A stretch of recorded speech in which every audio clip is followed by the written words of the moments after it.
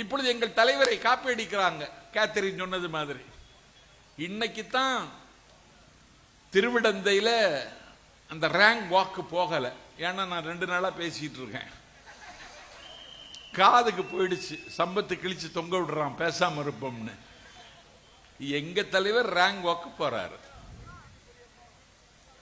எங்க தலைவர் தான் அந்த வாக்க தொடங்கி வைத்ததே விக்கிரவாண்டி கூட்டத்தில்,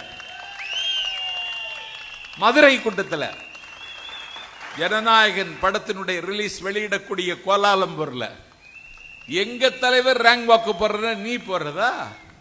அது எங்க தலைவர் மாதிரியே கலர்ல பேண்ட் போடுறதா? என்ன அநியாயம் இது? யானை ஆட்டுதுன்னா கழுத ஆட்டலாமா? யானைக்கு இருக்குது ஆட்டுது, கழுதைக்கு எங்க இருக்கு?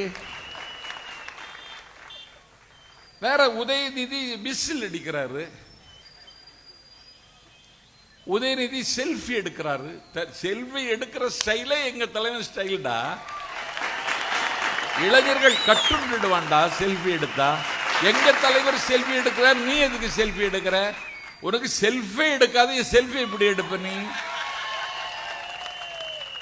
உங்களுக்கு எந்த மக்கள் ஆதரவு சொல்லு?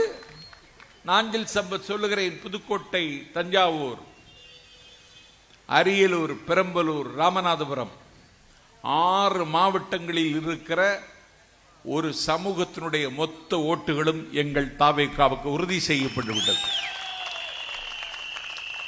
நீலத்திரையிடலோரம் நின்று நித்தம் தமம் செய்யும் குமரி எல்லையின் எல்லையில் அலைவாயும் கடலோரம் தூத்தூரில் இருந்து திருவள்ளூர் மாவட்டம் கடற்கரையினுடைய உச்சி பழவேற்காடு வரைக்கும் இருக்கிற எல்லா மீனவர்களும் எங்கள் தாவேகாவுக்கு வாக்களிக்க முடிவெடுத்து விட்டார்கள்.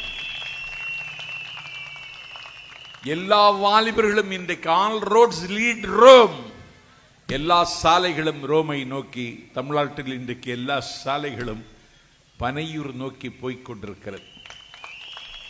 அவர் ஒரு சொல் சொன்னால் அந்த சொல் உறங்காமல் 1 மாத காலம் தமிழர்கள் திரும்ப திரும்ப உச்சரிக்கிறார்கள். உங்கள் கொள்ளையை நாஞ்சில் சம்பத் இன்னும் அம்பலப்படுத்தவில்லை. உங்கள் அதிகார துஷ்பிரயோகத்தை நான் இன்னும் பட்டியலிடவில்லை. தேர்தல் காலம் வருகிற பொழுது எங்கள் பிரச்சாரத்தை நீங்கள் எதிர்கொள்ள முடியாது. பணம் கொடுத்து வாக்குகளை வாங்கி விடலாம் என்றால் தாய்மார்களும் பெரியவர்களும் முடித்து விட்டார்கள்.